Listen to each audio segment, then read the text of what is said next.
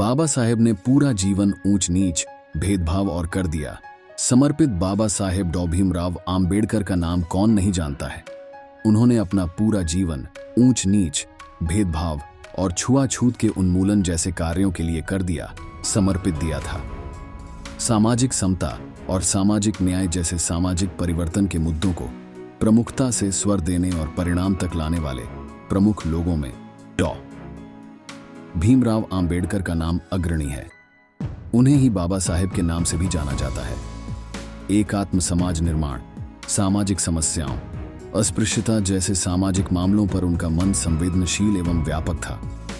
वे कहा करते थे, एक महान आदमी एक आम आदमी से इस तरह से अलग है कि वह समाज का सेवक बनने को तैयार रहता है। भीमराव अंबेडकर का जन्म 14 अप्रैल 1891 को मध्य प्रदेश के महू में जन्मे भीमराव आम्बेडकर रामजी मालोजी सखपाल और भीमाबाई की संतान थे। वह एक ऐसी हिंदू जाति से संबंध रखते थे जिसे अछूत समझा जाता था। इस कारण उनके साथ समाज में भेदभाव किया जाता था। उनके पिता भारतीय सेना में सेवारत थे। पहले भीमराव का उपनाम सखपाल था, पर उनके पिता ने अपने मूल गांव अंबाड़वे के नाम पर उनका उपनाम अंबावड़ेकर लिखवाया, जो बाद में आम्बेडकर हो गया। पिता की सेवानिवृत्ति के बाद उनका परिवार महाराष्ट्र के सतारा चला गया। उनकी मां की मृत्यु के बाद उनके पिता ने दूसरा विवाह कर लिया और बॉम्बे जाकर बस गए। शिक्षा मुंबई जाकर उन्होंने शिक्षा ग्रहण की। वर्ष 1906 में मात्र 15 वर्ष की आयु में उनका विवाह 9 वर्षीय रमाबाई से कर दिया गया। वर्ष 1908 में उन्होंने 12वीं पास की। स्कूली शिक्षा पूर्ण करने के बाद उन्होंने बॉम्बे के एल्फिंस्टन कॉलेज में दाखिला लिया। उन्हें गायकवाड़ राजा सयाजी से 25 रुपए मासिक की स्कॉलरशिप मिलने लगी थी। वर्ष 1912 में उन्होंने राजनीति विज्ञान व अर्थशास्त्र में स्नातकोत्तर की उपाधि ली। इसके बाद उच्च शिक्षा के लिए वह अमेरिका चले गए। वर्ष 1916 में उन्हें उनके एक शोध के लिए PhD से सम्मानित किया गया।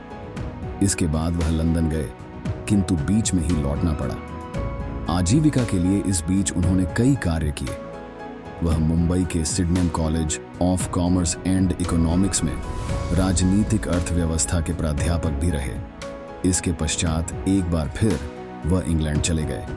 वर्ष 1923 में उन्होंने अपना शोध रुपये की समस्याएं को पूरा किया। उन्हें लंदन विश्वविद्यालय द्वारा डॉक्टर ऑफ साइंस की उपाधि प्रदान की गई।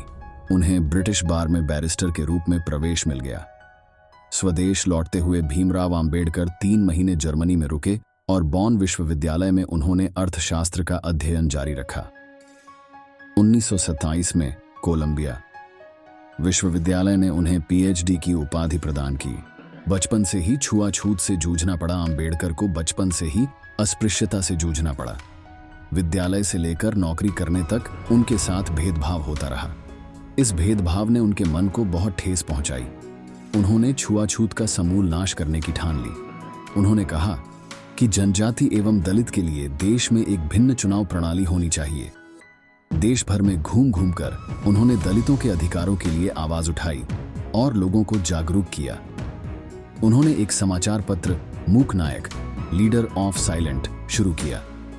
एक बार उनके भाषण से प्रभावित होकर कोल्हापुर के शासक ने अपने पद से त्यागपत्र दे दिया, जिसकी देश भर में चर्चा हुई। इस घटना ने भारतीय राजनीति को एक नया आयाम दिया। स्वतंत्र मजदूर पार्टी की स्थापना वर्ष 1936 में भीमराव आम्बेडकर ने स्वतंत्र मजदूर पार्टी की स्थापना की।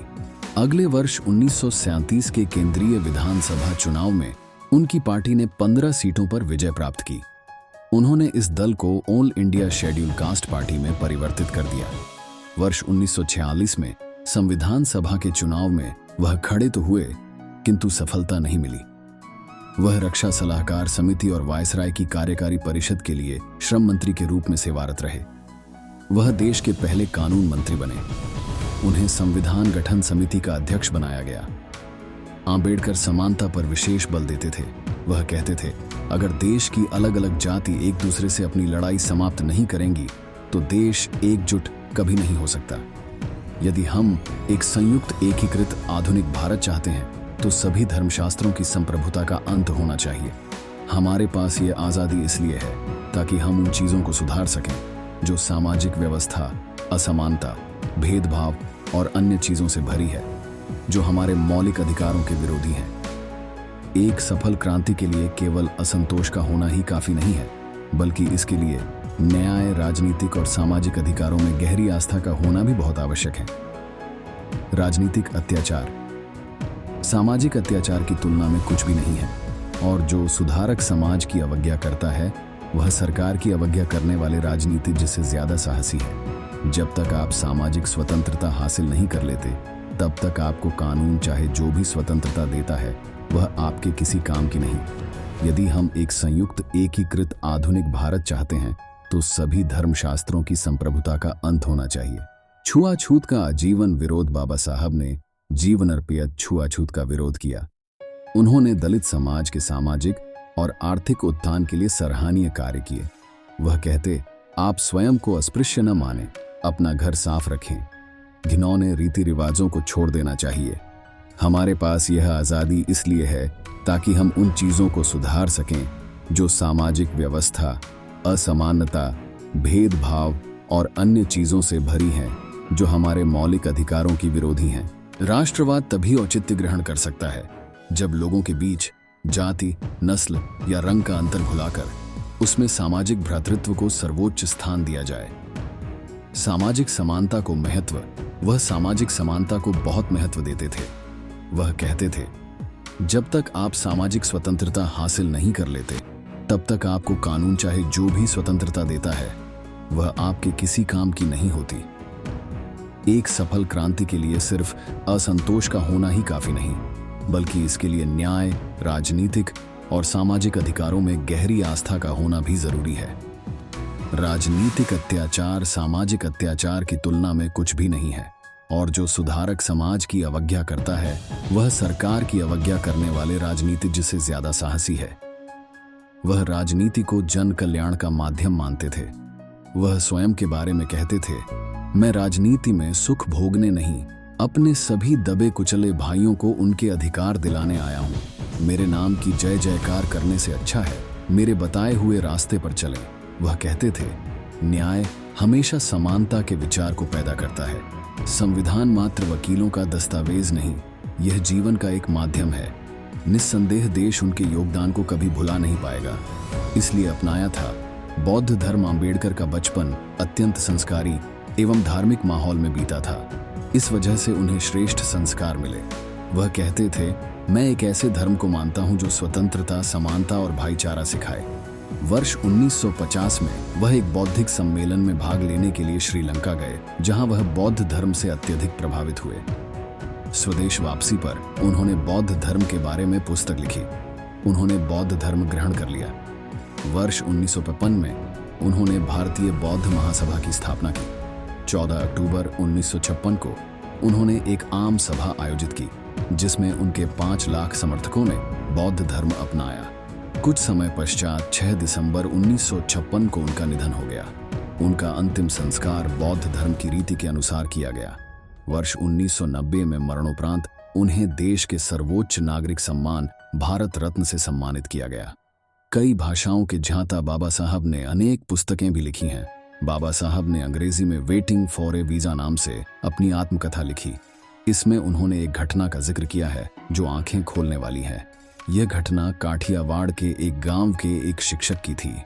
गांधी द्वारा प्रकाशित पत्रिका यंग इंडिया में यह घटना एक पत्र के माध्यम से 12 दिसंबर 1929 को सामने आई। इसमें लेखक ने बताया था कि कैसे उसकी पत्नी की, जिसने हाल ही में बच्चे को जन्म दिया था, चिकित्सक के ठीक से उपचार नहीं करने के कारण मृत्यु हो गई। पत्र में लिखा था, बच्चा होने के 2 दिन बाद मेरी पत्नी बीमार हो गई। उसकी नब्ज धीमी हो गई और छाती फूलने लगी, जिससे सांस लेने में कष्ट होने लगा और पसलियों में तेज दर्द होने लगा। मैं एक चिकित्सक को बुलाने गया, लेकिन उसने कहा कि वह अछूत के घर नहीं जाएगा और न ही वह बच्चे को देखने के लिए तैयार हुआ। तब मैं वहां से नगर सेठ के दरबार गया और उनसे मदद की भीख मांगी। नगर सेठ ने आश्वासन दिया कि मैं चिकित्सक को 2 रुपये दे दूंगा। तब जाकर चिकित्सक आया, लेकिन उसने इस शर्त पर रोगी को देखा कि वह बस्ती के बाहर ही उसे देखेगा। मैं अपनी पत्नी और नवजात शिशु को लेकर बस्ती के बाहर आया। तब चिकित्सक ने अपना थर्मामीटर एक अन्य व्यक्ति को दिया और उसने मुन्नो दिया और मैंने अपनी पत्नी को। फिर उसी प्रक्रिया में थर्मामीटर वापस किया। ये रात 8 बजे की बात है।